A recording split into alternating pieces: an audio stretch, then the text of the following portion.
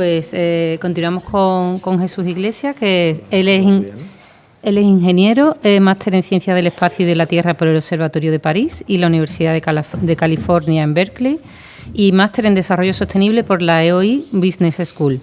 Jesús es un emprendedor social. Desde 2009 cataliza procesos de innovación social para la resiliencia climática y la equidad social, tanto a nivel local como internacional. Él participa en las conferencias de cambio climático de la ONU, ha sido nombrado embajador del Pacto Climático de la Unión Europea y evaluador de proyectos de la Unión Europea. Y es colaborador habitual de destacados medios españoles como El País y El Diario. Así que, sin más, muchas gracias. Te doy paso. Gracias, Aida.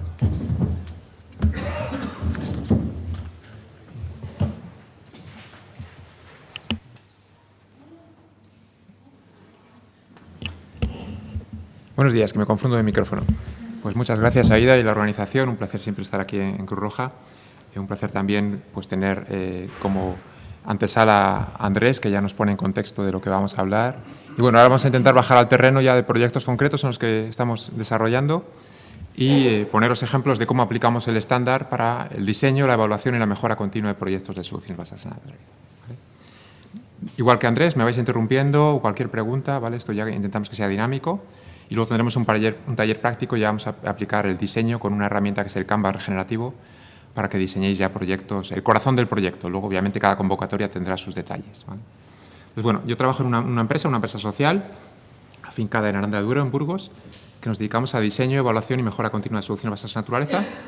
Y como no queríamos solamente trabajar en proyectos internacionales, pues hemos montado un espacio de trabajo allí en la Ribera del Duero, un espacio de coworking, de eventos, de incubación de proyectos sociales y de soluciones basadas en naturaleza. Estamos trabajando, por ejemplo, con viticultores para introducir prácticas regenerativas en los viñedos de la Ribera del Duero, ¿no? Luego veremos un ejemplo. Y traemos emprendedoras y emprendedores de otros países de Europa, pues un poco para hacer sinergias y colaborar con los emprendedores locales y importar y exportar innovación, ¿no? Siempre con un punto de vista social y ambiental. Bueno, pues vamos a entrar directamente en la polémica, ¿no? Que creo que vais a investigar más en profundidad esta tarde. Las soluciones basadas en la naturaleza, ¿qué debates se están generando en torno a ellas a nivel pues, social, de ONGs y a nivel político incluso, ¿no? ¿Qué es y qué no es una solución basada en la naturaleza, ¿no? Y por qué utilizamos el estándar para poder diferenciar lo que son y lo que no son, los beneficios que generan, compararlas entre ellas y ver cómo podemos mejorarlas, ¿no?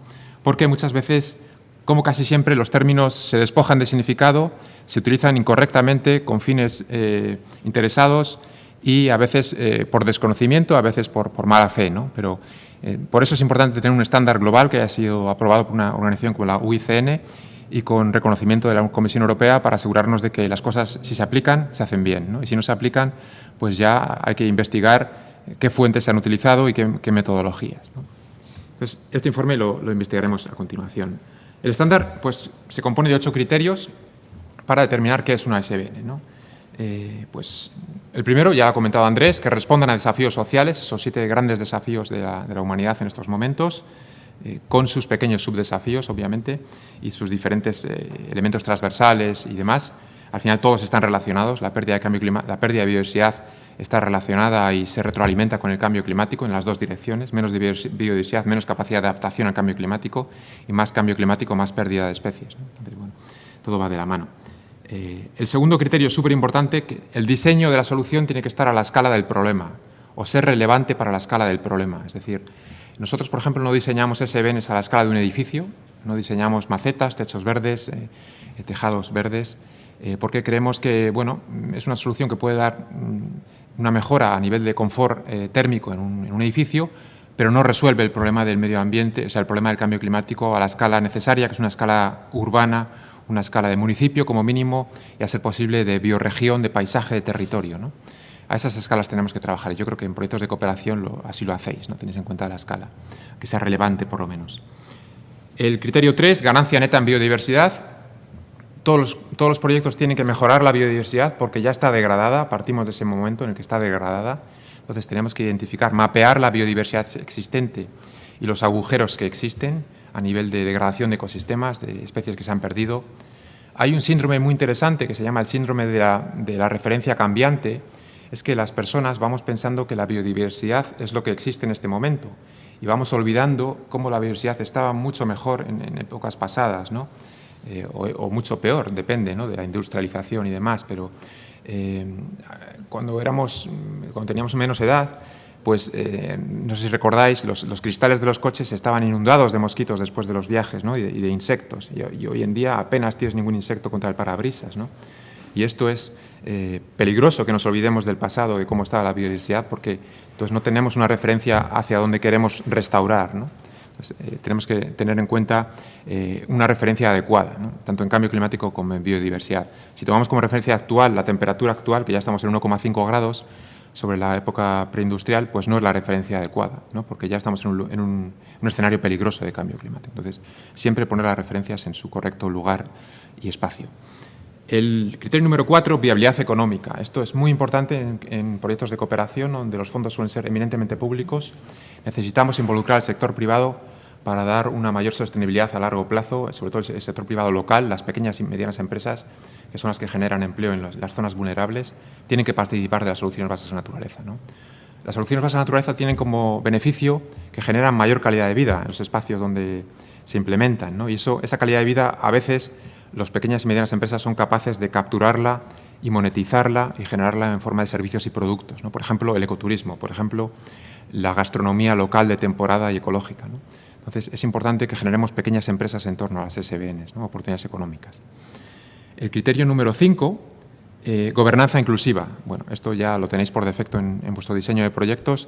La participación ciudadana vinculante, a ser posible, ¿no?, en el diseño, en la evaluación, en la mejora de continua, es súper importante en los proyectos de SBN para que los beneficios no se privaticen y queden solamente en manos de unas pequeñas élites, ¿no?, que, como luego veremos, una de las polémicas de las SBNs a veces en entornos urbanos es que se aplican en barrios que luego se gentrifican, la gentrificación verde, ¿no? Generas beneficios ecológicos para una pequeña élite, ¿no? Entonces tenemos que hacer que los beneficios siempre sean públicos de las SBNs. Eso es importante, la gobernanza inclusiva, que las poblaciones vulnerables participen en el diseño para que luego se beneficien. Si no participan en el diseño no se van a beneficiar, ¿no? El criterio número 6, equilibrio entre compensaciones. Este es más difícil de explicar, pero no tanto. Tiene que ver con que hay que encontrar esos puntos de equilibrio. A veces un proyecto muy viable económicamente tiene poco impacto social o un impacto ambiental bajo o incluso negativo. Entonces, hay que subir el impacto ambiental y a veces bajar un poco la viabilidad económica, pero encontrar esos puntos de equilibrio, ¿no?, donde sea, sobre todo, situaciones ganar-ganar. Evitar esas situaciones de pérdida-ganancia, ¿no?, ir hacia escenarios en donde se pueda aumentar la biodiversidad y eso genere más beneficios económicos también, ¿no?, siempre bien distribuidos equitativamente. Entonces, hay que buscar esos escenarios de ganancia-ganancia que no siempre son evidentes. Luego pondremos ejemplos, ahora es teórico. 7, gestión adaptativa. Andrés ya lo ha comentado. El cambio climático cambia, las soluciones tienen que cambiar.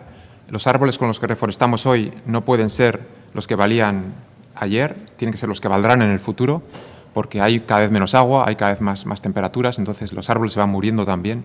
Hay que plantear ya los escenarios hacia los que vamos para saber con qué especies restaurar y reforestar. Y otras muchas pues, grandes desafíos que cambian muy rápidamente, ¿no? Pues, como hemos visto con la situación de las danas. ¿Cómo podemos estar preparados para esas situaciones de grandes descargas de agua? Pues bueno, pues hay que ir planteándolo ya porque vamos hacia ahí, ¿no? Ya no nos vale el urbanismo del siglo XX, tiene que ser un urbanismo del siglo XXII casi, ¿no? Y el criterio número 8, generalización y sostenibilidad. Esto también es muy importante para los fondos públicos y para actuar sobre el bien común. Las SBNs son locales, se aplican localmente, esa adaptación al cambio climático sobre todo, pero tienen que ser extrapolables a otros lugares, a otros contextos, ¿no? Entonces, por eso es importante que extraigáis las lecciones aprendidas y las compartáis con otros compañeros y compañeras para poder replicar las mejores prácticas, ¿no?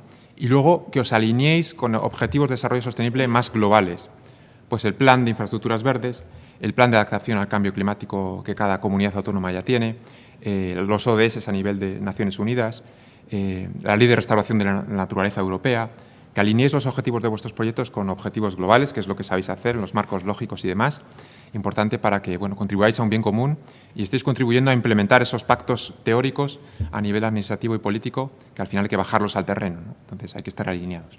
Y eso sirve pues, para también justificar los fondos públicos, ¿no?, como bien sabéis. Bueno, venga, pues ya, ejemplos de cada criterio. Retos sociales. Bueno, pues hay que hacer frente a estos desafíos con soluciones grises y soluciones verdes y sobre todo una combinación de las mismas. Si ya tenemos soluciones grises existentes, pues mantengámoslas, intentemos que duren lo máximo posible, porque construir nuevas infraestructuras grises tiene mucha energía, un coste energético, un coste económico enorme. Entonces, vamos a mejorarlas con infraestructuras verdes, ¿no? Y si no hay infraestructuras grises, pues bien, no construyamos nuevas infraestructuras grises, que sabemos que el cemento es uno de los mayores productores de CO2 y demás. Intentemos solucionar con la propia naturaleza que lleva años, millones de años evolucionando para resolver sus propios problemas, ¿no? Entonces, bueno, no construyamos sobre lodazales, evitemos construir en zonas inundables y a partir de ahí, pues lo que ya existe, pues intentar protegerlo con barreras naturales, ¿no? Es un poco las lecciones que podemos aprender. La escala es fundamental, lo que hemos dicho, la escala sea relevante al problema. En África, en el Sahel, ¿no?, pues están trabajando en frenar la desertificación del Sáhara con esa gran muralla verde, ¿no? Cuando en otros lugares estamos construyendo murallas frente a las migraciones, pues construyamos murallas en vez de contra migraciones, contra los cambios climáticos, para evitar migraciones, ¿no? Para evitar que las mujeres, que son las que van a buscar el agua en esas zonas, pues tengan que desplazarse una barbaridad, que las niñas puedan ir al colegio. Luchamos contra la inseguridad alimentaria, ¿no?, con esta reforestación que al final crea zonas propicias para el cultivo agroecológico. Y bueno, pues tiene una serie de beneficios y actúa sobre muchos desafíos, ¿no? Y es un gran proyecto de cooperación internacional, ¿no? Hay que unir a los continentes en proyectos bandera hacia un mundo más resiliente para todos, ¿no? Porque ya no vale actuar a nivel de naciones, no es suficiente, ¿no? Que lo sabéis perfectamente. A nivel del Mediterráneo, pues tenemos este proyecto POSBEMET de restauración de praderas posidónicas en sistemas de playas dunas, tiene una escala de nuevo mediterránea, porque el problema está en todo el Mediterráneo, no solo son playas concretas de Baleares, está en todo el Mediterráneo, y esta pérdida de praderas de Posidonia hace que se pierda biodiversidad, se pierda potencial pesquero para los pequeños pescadores artesanales, se pierda belleza, ¿no?, para el ecoturismo del buceo, y se pierda sobre todo esa resiliencia de las playas, que van perdiendo dunas también como consecuencia, y al final pues nos vamos haciendo más vulnerables frente a la subida del nivel del mar, ¿no?, que ya es un gran problema también. Y la salinización de los acuíferos, el mar va entrando en el litoral y va salinizando las reservas de agua terrestres frescas, ¿no? Biodiversidad. Bueno, pues aquí en Madrid tenéis el ejemplo claro, ¿no?, del Manzanares, de la zona de Madrid-Río, cómo ha aumentado la biodiversidad, y esto filtra la contaminación, esto fija CO2, esto trae de vuelta especies como la nutria, ¿no?, que es un indicador de la calidad de las aguas, y otros peces y anfibios y demás. Y bueno, al final nos beneficiamos todos, porque se generan zonas de bienestar en la ciudad que son agradables para el disfrute, para el ocio, la cultura, ¿no? Tenéis ahí Matadero en esa zona también. Pero hay que evitar que se gentrifique esa zona, ¿no?, que suba el valor de los inmuebles y se dispare y expulse a los vecinos y los vecinos, ¿no? Entonces, las SBN necesitan regulación como medidas de apoyo, ese es un poco el mensaje. Agricultura, en el mundo rural, la agricultura regenerativa. No sé si trabajáis con proyectos de agricultura, imagino, en cooperación. Pues bueno, es reintroducir biodiversidad en los sistemas, los agrosistemas. Por ejemplo, la agroforestería, trabajar con sistemas de arbolado que complementen a los cultivos herbáceos, hortícolas, ¿no? Y trabajar mucho en contacto también con la ganadería extensiva, recuperar la ganadería extensiva, el pastoreo, ¿no?, es ese oficio que se está perdiendo y que tiene mucho conocimiento ecológico y que mejora la calidad de los suelos, cierra el ciclo de los nutrientes y al final con esa cobertura vegetal que fertiliza la ganadería, pues tenemos retención de agua tan importante en contextos de sequía, ¿no? Entonces, bueno, pues podemos intentar paliar la falta de agua con una agricultura regenerativa y recuperar esa ganadería extensiva también que recupera la biodiversidad agrícola, que es tan importante o más que la natural, ¿no?, teniendo en cuenta pues, que la gran parte del suelo no urbano es suelo agrícola, ya hay muy poco suelo natural. Entonces, fomentemos también la biodiversidad agrícola con la ganadería extensiva, ¿no? Pues tenéis todas las referencias en la presentación, que ya tenéis a vuestra disponibilidad. En Málaga hemos trabajado mucho con la UICN y el clúster que comentaba Andrés, en proyectos también de corredores urbanos de biodiversidad que conecten la zona litoral con los montes de Málaga, con diferentes corredores que ya conectan las zonas verdes existentes, que están aisladas, ¿no? Y, por ejemplo, el camaleón, esas pequeñas zonas fragmentadas, pues va perdiendo la biodiversidad genética y se va extinguiendo. Entonces, por eso hay que conectarle todas las zonas verdes que quedan con nuevos corredores hacia los grandes montes, ¿no?, porque si no la biodiversidad urbana se va autoextinguiendo, ¿no?, por falta de biodiversidad genética. Viabilidad económica. Pues un ejemplo muy interesante Esta es esta compañía de Nueva Zelanda, New Zealand Merino Company, de lana, producción de lana para moda regenerativa, que lo que hace es agrupar a productores de lana, pequeños productores, y les garantiza la compra de toda su producción porque tienen en contacto a marcas que ya están utilizando esos materiales que les garantizan pues una producción mínima, que hace que sean viables esas pequeñas explotaciones. Entonces es agrupar a los pequeños productores digamos, en sistemas cooperativos, sistemas colectivos, en los que se garantiza una mínima producción y así pues no hace falta que todo sea producido por grandes extensiones agrícolas, por grandes productores y que la soberanía alimentaria, o en este caso textil, esté en pocas manos, sino que se pueda mantener esos ecosistemas de pequeñas empresas. Para eso hace falta estos agentes intermediarios que aporten valor, no sean intermediarios que simplemente aportan especulación, sino que aporten valor a la cadena, pues garantizando una producción mínima, garantizando una calidad, porque estas empresas intermediarias aportan un estándar, también una certificación de los productos, que está basada, como veremos ahora también, en estándares globales, ¿no?, aplicadas a sectores concretos. Gobernanza inclusiva, pues siempre me gusta poner el ejemplo del bosque urbano de Málaga, que luego le preguntaré a Andrés cómo va la situación. ¿Vale? No sé si conocéis este proyecto, Bosque Urbano de Málaga. Hay un documental muy chulo en abierto sobre un crowdfunding que hicieron para conseguir fondos para una demanda judicial. Están en los tribunales, por desgracia, pero bueno, es una lucha muy interesante de la sociedad civil malagueña. Están asociaciones de vecinos de la zona oeste, de la carretera de Cádiz de Málaga. La zona más densamente poblada de la ciudad. Efectivamente, y con muy pocas zonas verdes, ¿verdad? Muy por debajo de la media europea necesaria zonas verdes para la salud. Entonces, hay una gran extensión donde antes estaban unas refinerías de Repsol, ¿verdad?, que se quedó vacía cuando se fueron. Está contaminada, hay que realizar descontaminación de suelos, pero se plantea un gran bosque urbano en vez de unas torres de edificios, de oficinas que se quieren plantear, ¿no? Entonces, hay una lucha entre dos proyectos de ciudad muy interesante. Este proyecto tiene mucho apoyo porque nace de la vecindad, nace de las asociaciones de comerciantes, con el apoyo de la Universidad de Málaga y otras instituciones. Y entonces, bueno, pues ganarán las torres o ganará el bosque, ¿no? Y esto sucede ahora mismo en cada ciudad y en cada lugar, de una manera o de otra, ¿no? Está esta lucha entre modelos urbanos, modelos de civilización, ¿no? Entonces, si podéis echar un vistazo y apoyar de alguna manera, pues bienvenido es. Entonces, están haciendo plantaciones, están haciendo actividades culturales en este espacio, en este solar, con mucha participación ciudadana, ¿verdad? Y es un ejemplo de gobernanza inclusiva. Se ha diseñado el bosque que quiere la ciudadanía con participación local, ¿no? Y eso es importante para que luego todo el mundo se beneficie, que todo el mundo participe en todo el ciclo de vida del proyecto. A más gran escala, pues seguro conoceréis este ejemplo del año pasado, ¿verdad?, este referéndum que hubo en Ecuador sobre si se va a abrir o no una parte del Amazonas, la reserva Yasuní, a explotación petrolera, y se decidió que no. Ahí es cuando la democracia funciona, cuando está bien informada y se deja a la participación ciudadana tomar decisiones sobre cosas que importan, como qué vamos a hacer con nuestra biodiversidad, ¿no? ¿La vamos a vender por 4 barriles de petróleo o por 4.000? ¿Vamos a hipotecar nuestro futuro o no, ¿no? Y cuando la ciudadanía sabe los beneficios de preservar la biodiversidad, decide que no. Entonces es importante democracia formada e informada, ¿no? El criterio 6, bueno, pues está en el informe que vais a ver luego con Amigos de la Tierra, ¿no? Cuando reforestamos, si lo hacemos con una única especie, monocultivo, puede capturar mucho CO2, eucaliptos, por ejemplo, pero ¿qué es un bosque de eucaliptos como monocultivo para la biodiversidad? Pues casi un desierto de biodiversidad, ¿no?, básicamente, ¿no? Entonces hace falta esos equilibrios entre clima y biodiversidad, capturar CO2, pero también mejorar la biodiversidad.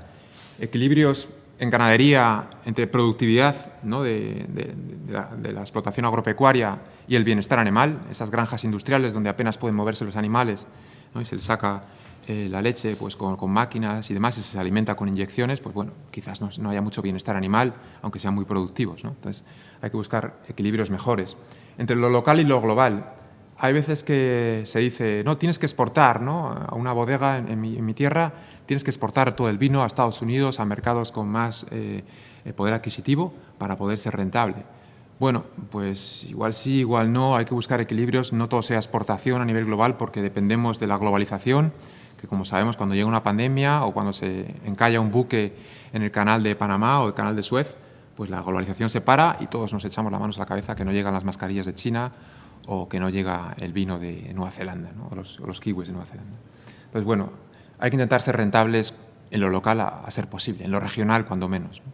Y luego ya comerciar con el excedente, pero el producto básico para necesidades alimenticias, energéticas y demás tiene que venir de la zona regional a ser posible, para esa soberanía, ¿no?, alimentaria y energética.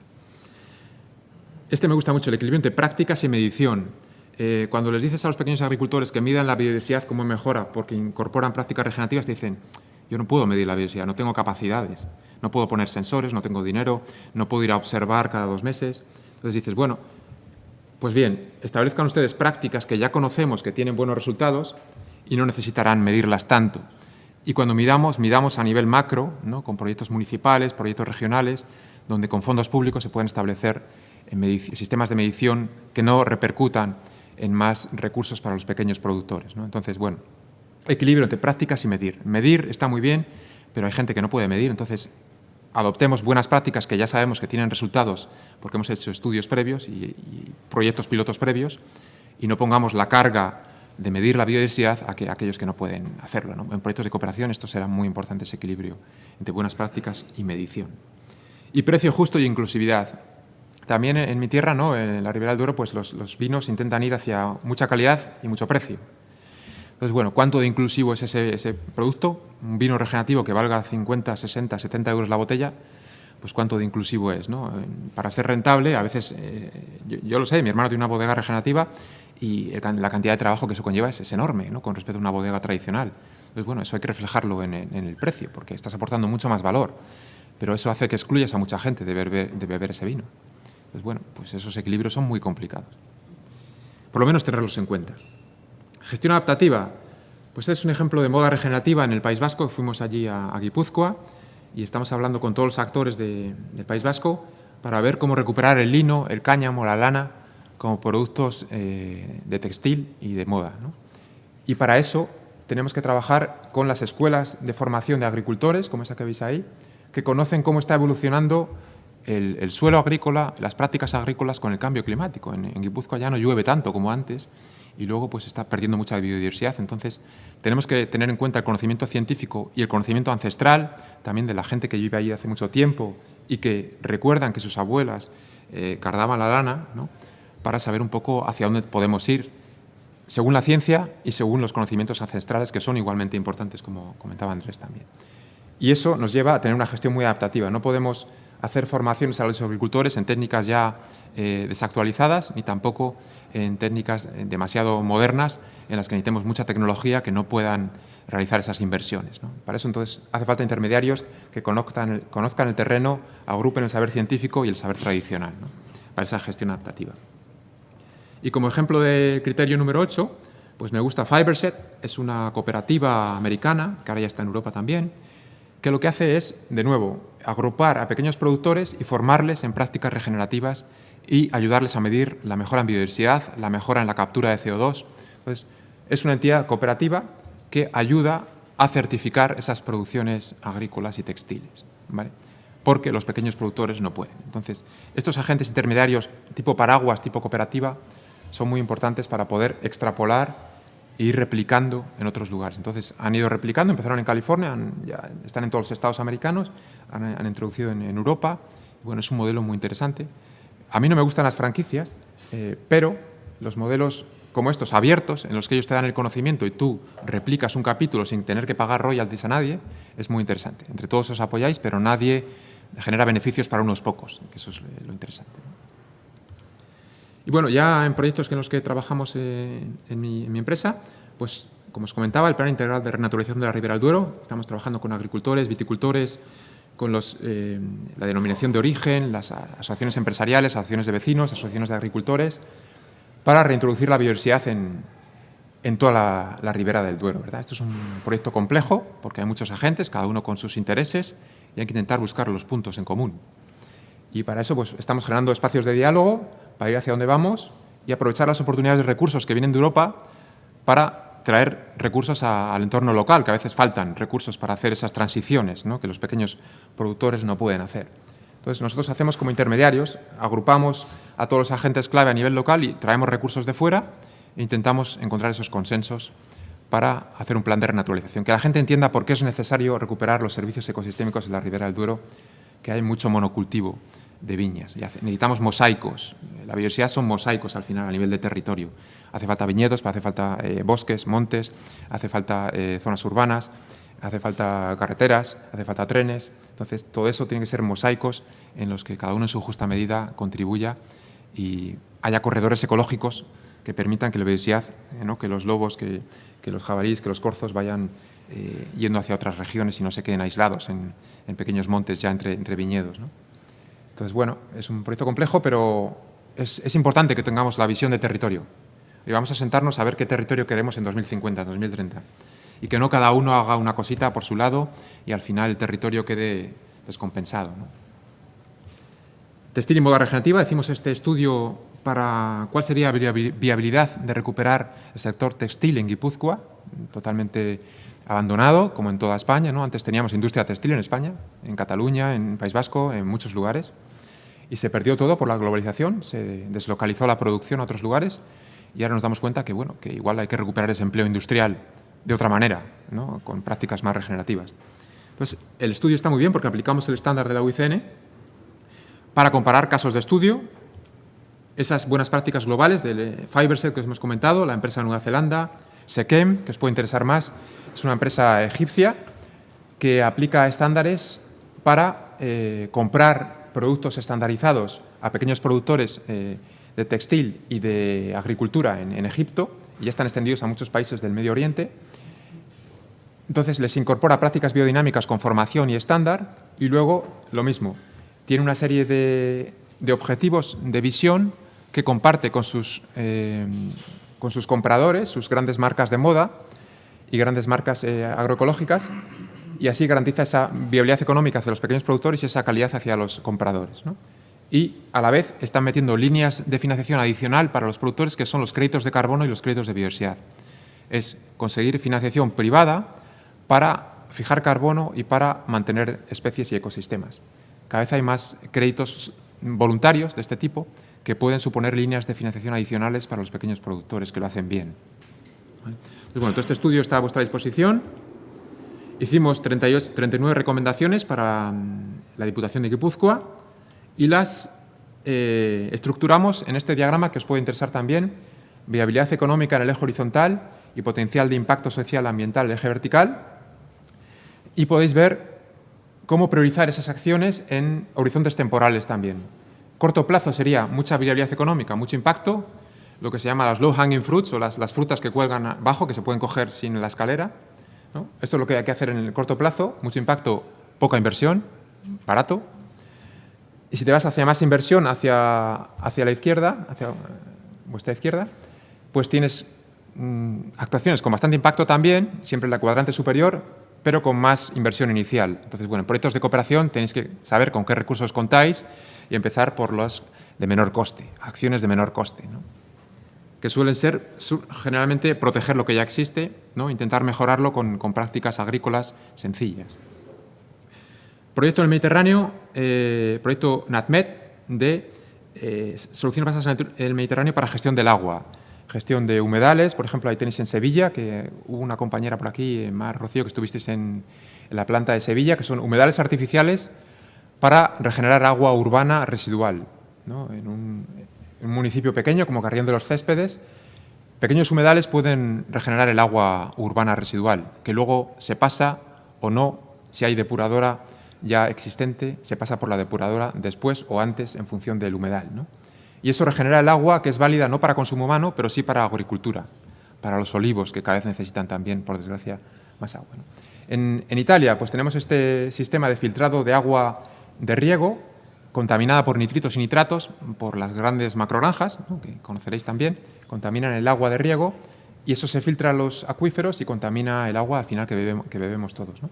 Entonces, hay sistemas naturales, como las raíces de los eucaliptos, con filtros pasivos de grava y arena, que filtran ese agua y desnitrifican, reducen la contaminación sin utilizar tecnología artificial. Las propias raíces de los eucaliptos, que ya son nativos endógenos de esa zona, aunque en su día no lo eran, ¿no? Bueno, vamos a utilizar lo que existe para regenerar el agua de riego. Bueno, pues sin más, porque voy a dejar ya paso a la siguiente compañera. Tenéis el ejemplo de los 5 casos de estudio en los que trabajamos en este proyecto NatMed, ¿vale? Tenemos en Algeria, en Turquía, Italia y Grecia y España. Bueno, hay lagos, recuperación de riberas de lagos, filtrado natural de sistemas de riego, de canales en Algeria y también recarga de acuíferos en islas en Turquía, todo con soluciones basadas en naturaleza, muy, muy interesante. La gestión del agua, como sabéis, cada vez es un problema más acuciante. Pues tenéis toda la información y este es el análisis final con el que quiero concluir, que veáis cómo los 8 criterios que hemos comentado se aplican en la evaluación de estos proyectos.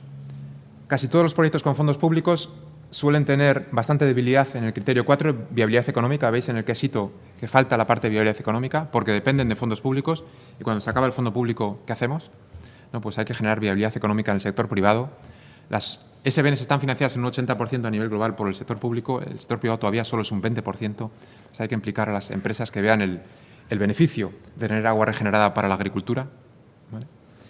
Y veis también pues, que flojea en otros criterios como el diseño a escala, todavía son pequeñas escalas, proyectos demostrativos. Aún estamos en los fondos europeos en proyectos demostrativos, falta pasar a la escalabilidad y hay que hacerlo rápido porque el cambio climático avanza a mucha velocidad, entonces hay que pasar de escala.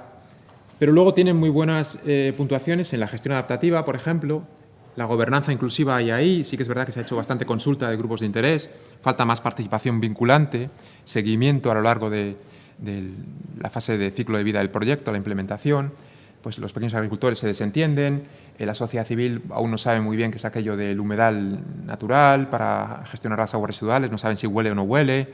Entonces, bueno, hace falta más implicación, pero a eso hace falta fondos y estructura, ¿no? Entonces, es interesante estos análisis con los criterios. Tenéis los 5 casos de estudio analizados con el estándar. Se acaba de publicar en una revista científica con la UICN, entonces podéis ver los estudios ya desde un punto de vista científico. Esto es en la fase de diseño. Este mismo análisis lo hacemos después de implementar, cómo ha mejorado, si esos rojos pasan a naranjas, si los naranjas pasan a verde, ¿no? Y si vamos estando más adheridos al estándar. Pues bueno, tenemos una guía para proyectos SBN en Panamá, en cambio climático, la podéis ver, desarrollada con la cooperación española, Euroclima. Podéis ver la metodología, las fichas, las SBN que se plantearon, ¿vale? Por ejemplo, el corredor de Jaguar en Centroamérica, recuperando las riberas de los ríos en Centroamérica y Sudamérica. Una guía de seguridad hídrica en cooperación que hicimos con Ongawa, aquí presente, donde también tenéis una metodología, tenéis unas fichas y unas SBN tipo para proyectos de cooperación con baja inversión, ¿vale? Y muy fáciles de implementar y con alto impacto. Entonces, tenéis estas tablas que te sirven para elegir SBNs predefinidas en función de los retos sobre los que trabajes, en función del tipo de paisaje, de los recursos que dispongas. Tienes SBNs predefinidas en las columnas, ¿vale? Por ejemplo, las amunas, los hoyos semicirculares para cosecha de agua, reconexión de fluvial, restauración de manglares en las zonas costeras, renaturalización de sistemas de dunas, bioswales en las zonas urbanas, que son simplemente sistemas de drenaje urbano sostenible, ¿vale? No pavimentar todas las zonas urbanas para que drene. En fin, tenéis SBN predefinidas que ya podéis tomar de la estantería y aplicar en proyectos adaptándolas al contexto, ¿no? Entonces, estas tablas os sirven para, vamos a centrarnos en esta SBN, ¿no? Y tenéis aquí un poco ya más detallado algunas de ellas, ¿no? Las fichas que hemos hecho de manglares, por ejemplo. Y quiero destacar las acciones de refuerzo. Las SBNs no pueden ir solas, necesitan acciones de refuerzo a nivel financiero, a nivel político, a nivel de educación, ¿vale? No podemos hacer proyectos ingenieriles, hace falta educación, hace falta cambios de estructuras políticas, hace falta financiación pública y privada. Entonces, eso tenerlo en cuenta también en vuestro diseño de las matrices lógicas, ¿vale? Y nada más, ahí tenéis nuestros datos de contacto y luego vamos a hacer una práctica para aplicar esto a diseño de proyectos. ¿Alguna preguntilla?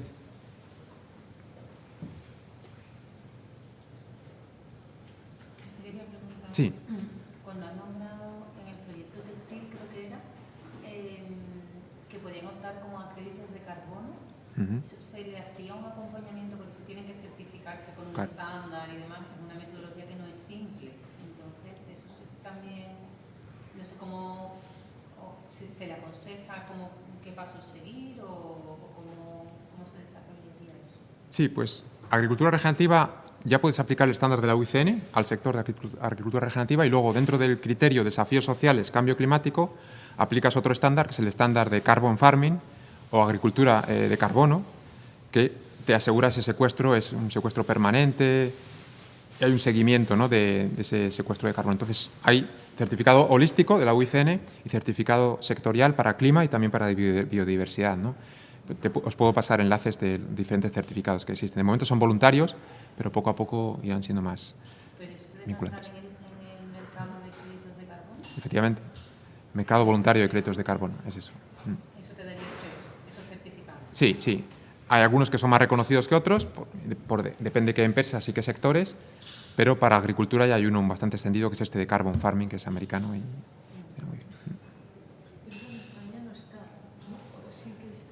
Se está empezando a implantar. Ahora mismo está en debate de si desarrollamos un estándar nuevo para España o aplicamos otros que ya existen y los adaptamos, ¿no? Está en ese debate, pero ya se empieza a demandar, en los proyectos de agricultura. Sí.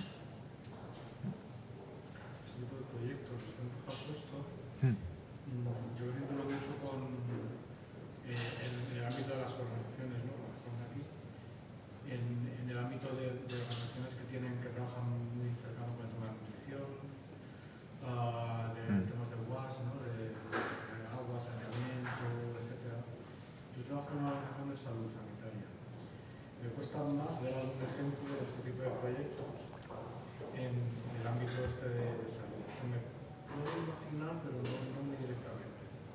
O sea, veo mucho con temas muy de naturaleza, de bosques, ¿no?, de plantaciones, agricultura, nutrición, ¿no?, por ejemplo, hambre, o sea, generalistas, generalistas. Sí.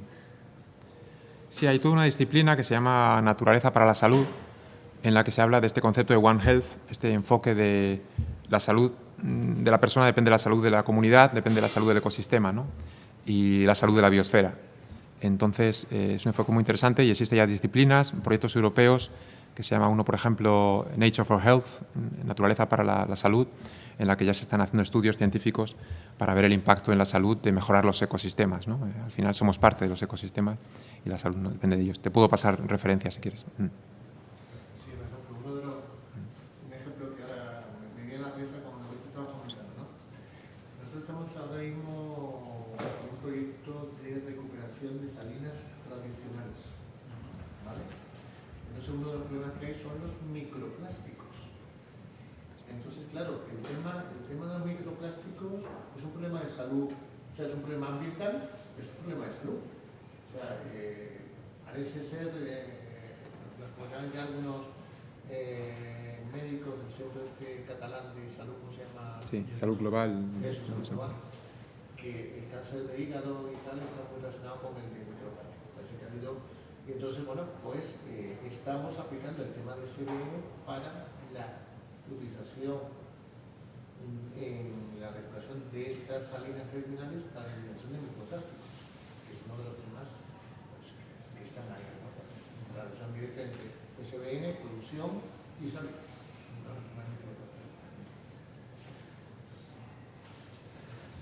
Ahí tienes la referencia Nature for Health, el foro es un 4. Pues sí. Justo al principio una diapositiva en la que aparecía ahí lo de lobo con piel de cordero. ¿Has comentado que luego vamos a hablar algo de eso o ahora nos comentas? No sé cómo lo teníais pensado. Sí, ¿no? Los autores de ese estudio era En la tarde. la última comisión. Lo dejamos para el final para enganchar. Le damos paso a Gloria, si queréis. Sí.